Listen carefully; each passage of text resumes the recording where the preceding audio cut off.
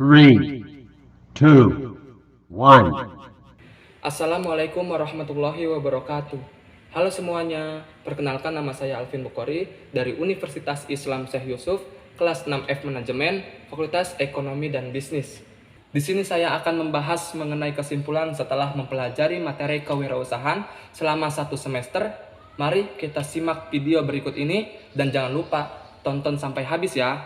Mata kuliah kewirausahaan, mata kuliah wajib yang harus diambil oleh mahasiswa-mahasiswi pada semester 6, terutama pada program studi manajemen.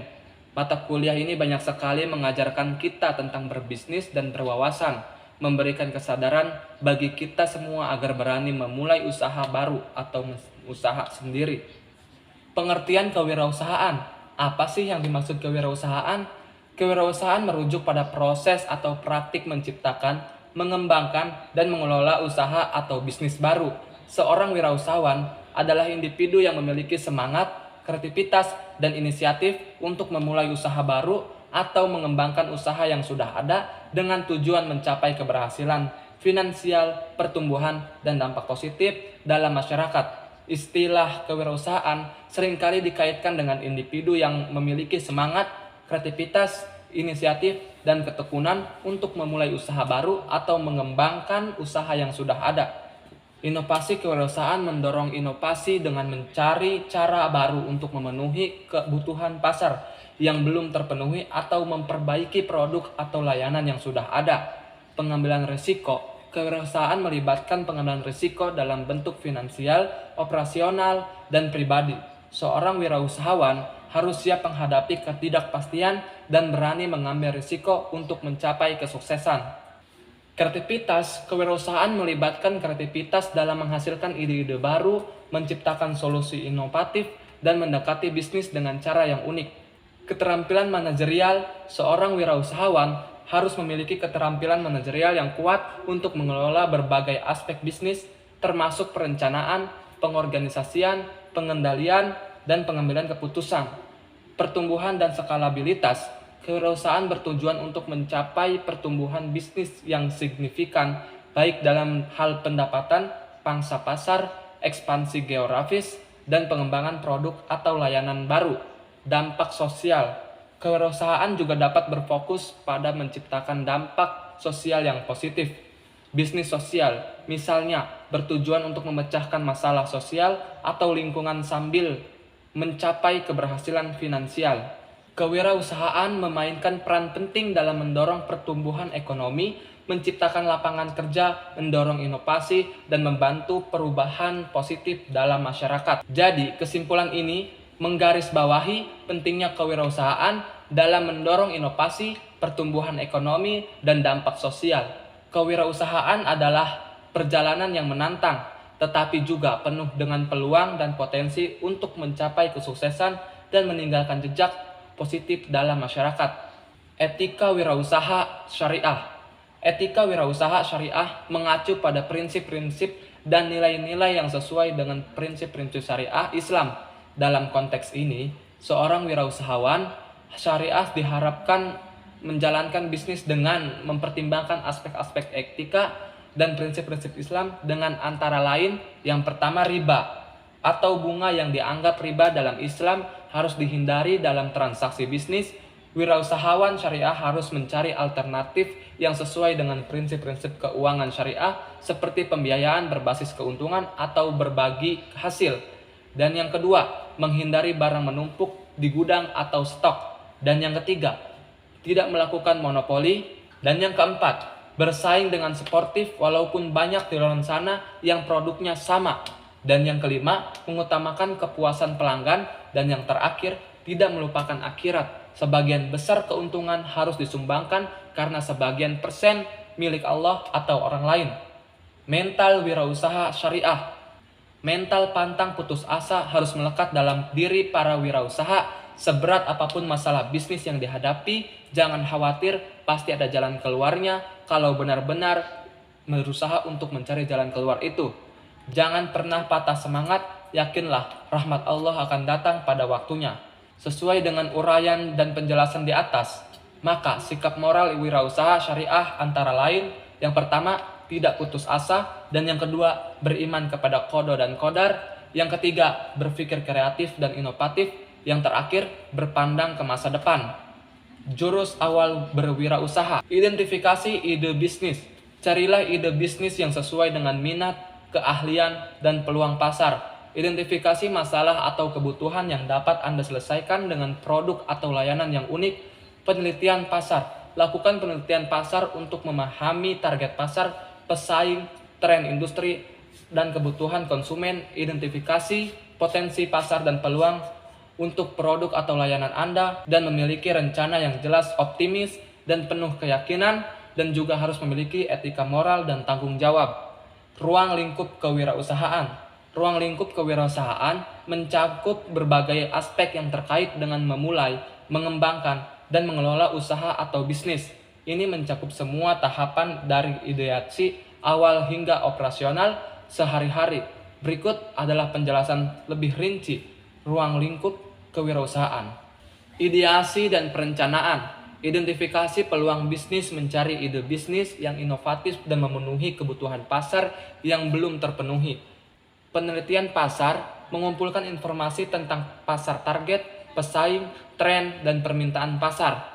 Perencanaan bisnis, membuat rencana bisnis yang mencakup strategi, tujuan, analisis SWOT, dan perkiraan keuangan.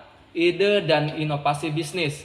Ide dan inovasi bisnis merujuk pada gagasan atau konsep baru yang menciptakan nilai tambahan dalam konteks bisnis. Ide bisnis mengacu pada konsep atau gagasan yang dapat menjadi dasar untuk memulai atau mengembangkan bisnis sementara. Inovasi bisnis melibatkan pengaplikasian ide-ide tersebut menjadi tindakan nyata yang membawa perubahan atau memperbaiki dalam bisnis.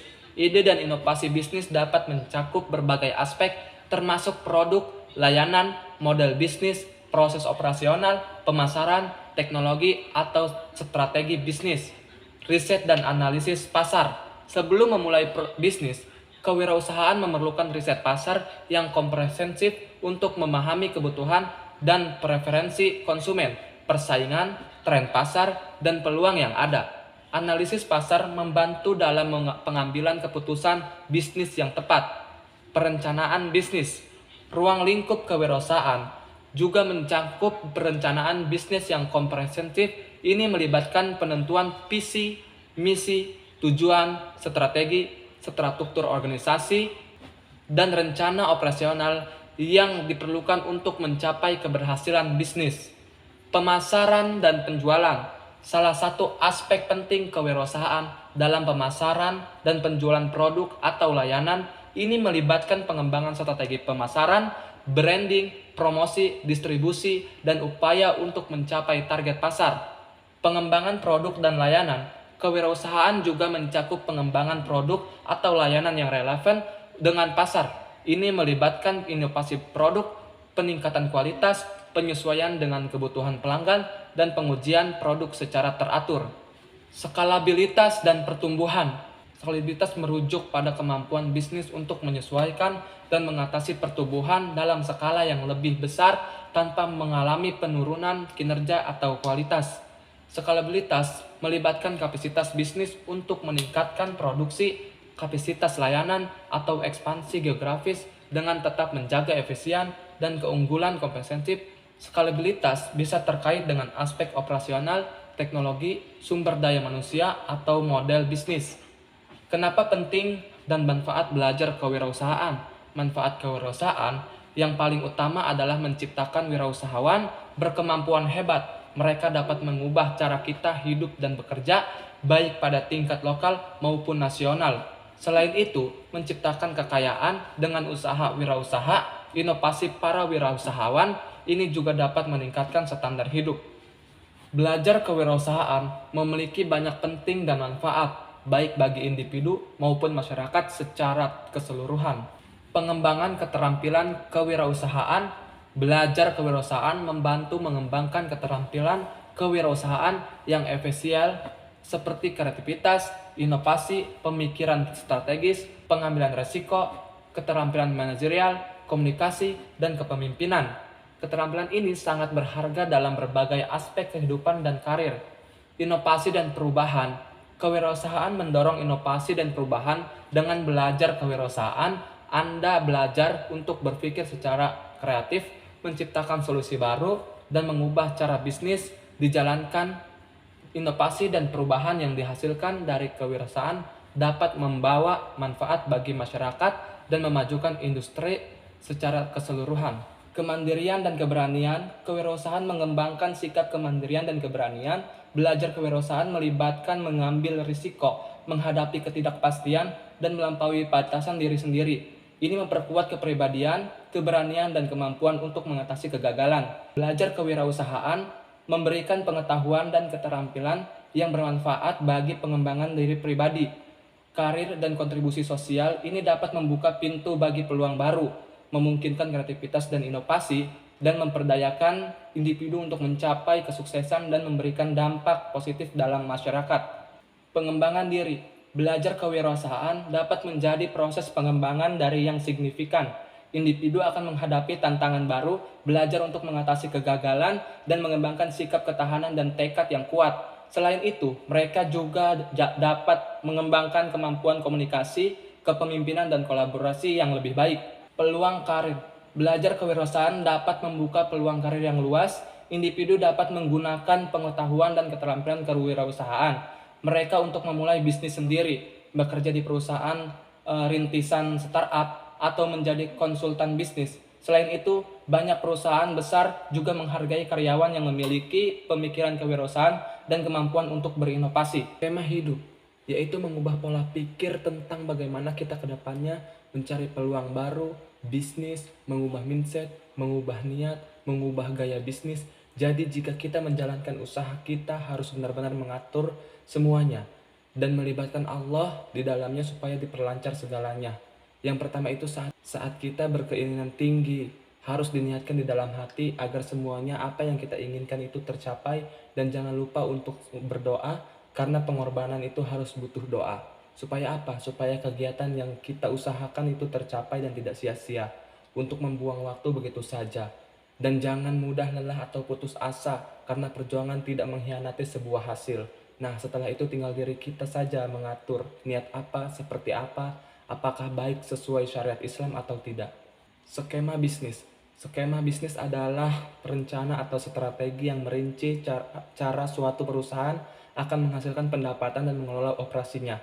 Skema bisnis mencakup modal bisnis, strategi pemasaran, operasi bisnis, pengelolaan keuangan, dan lain-lain sebagainya. Tujuan skema adalah untuk mengidentifikasi sumber pendapatan dan mengoptimalkan penggunaan sumber daya bisnis untuk mencapai tujuan jangka panjang perusahaan.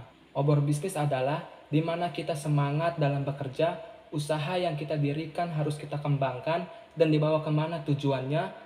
Jangan pantang menyerah walaupun banyak pesaing di luar sana yang menjelekkan nama perusahaan kita. Kita harus tetap semangat melakukan apa yang terbaik menurut kita dan tidak merugikan orang lain. Di sini juga ada berkah mati. Berkah mati itu apa yang kita punya, apa yang kita miliki, harta, jabatan, atau lain sebagainya harus bermanfaat untuk keluarga sendiri maupun orang lain. Tujuannya agar mereka bisa tahu ilmu yang kita dulu dapat, punya seperti apa, bagaimana cara usahanya untuk menghasilkan kesuksesan dan menguntungkan bagi orang lain dan orang sekitar kita. Baik, saya akan mereview usaha saya. Baik, sekarang saya sudah berada di lokasi es kelapa muda. Usaha kelapa muda ini milik bapak saya sendiri, tetapi saya juga sering membantu beliau ketika mempunyai waktu luang. Jadi saya tahu tentang beroperasinya usaha ini. Mari kita masuk ke dalam. Demikian, langsung saja saya akan mereview bahan baku terlebih dahulu. Di sini ada air gula, dan di sini isinya ada es balok, dan di sini ada bahan untuk es kelapanya. Untuk bahan bakunya sendiri, kita mendapatkan atau berbelanja dari pasar kemudian diolah sendiri. Untuk biaya bahan bakunya itu sekitar 150.000, namun sekali belanja sekitar sehari habis. Untuk harga yang kita pasang mulai dari 5.000 sampai 15.000 tergantung konsumen yang membelinya.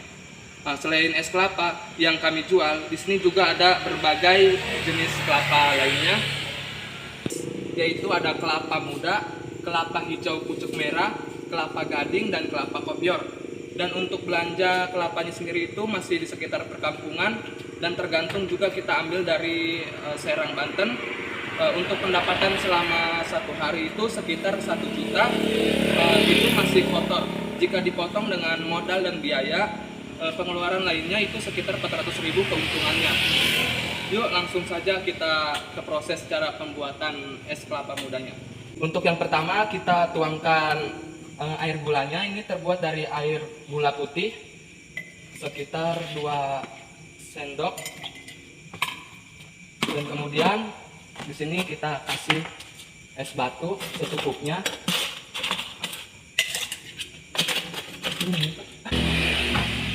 Setelah itu di sini juga ada untuk es kelapanya. Nah, untuk kelapanya sendiri teksturnya ini tidak terlalu keras dan tidak terlalu lembut ya. Jadi sedang yang bisa dikunyah.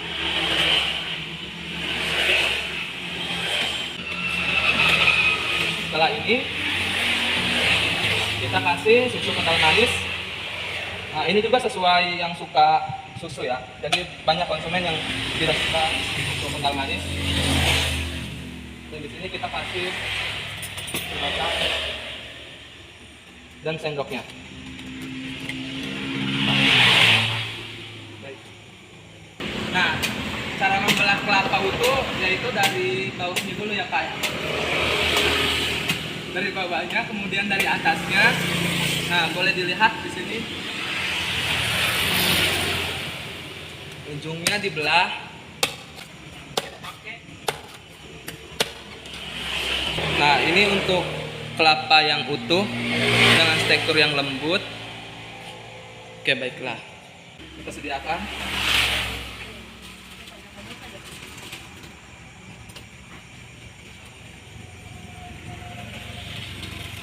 Kelapa muda siap dinikmati.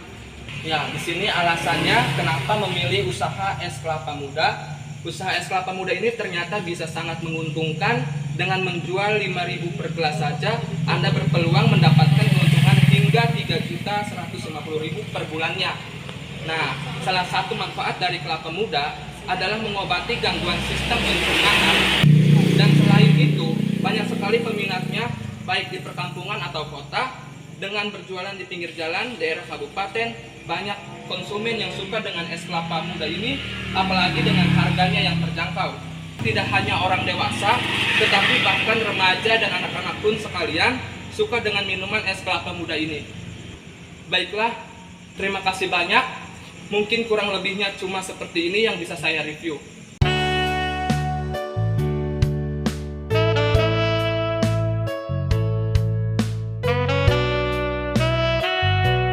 Jadi kesimpulannya, pembelajaran kewirausahaan pada dasarnya merupakan suatu pembelajaran tentang nilai, kemampuan, dan perilaku dalam menghadapi tantangan hidup. Untuk memperoleh peluang dengan berbagai risiko yang dihadapi, fokus pada satu peluang bisnis, lakukan hal yang kamu sukai, kuasai segalanya tentang bisnis kamu, dan selalu mau belajar dari orang lain. Belajar dari kegagalan, tunjukkan bahwa konsep bisnis kamu yang terbaik. Cukup sekian dan terima kasih. Kurang lebihnya mohon maaf. Wassalamualaikum warahmatullahi wabarakatuh.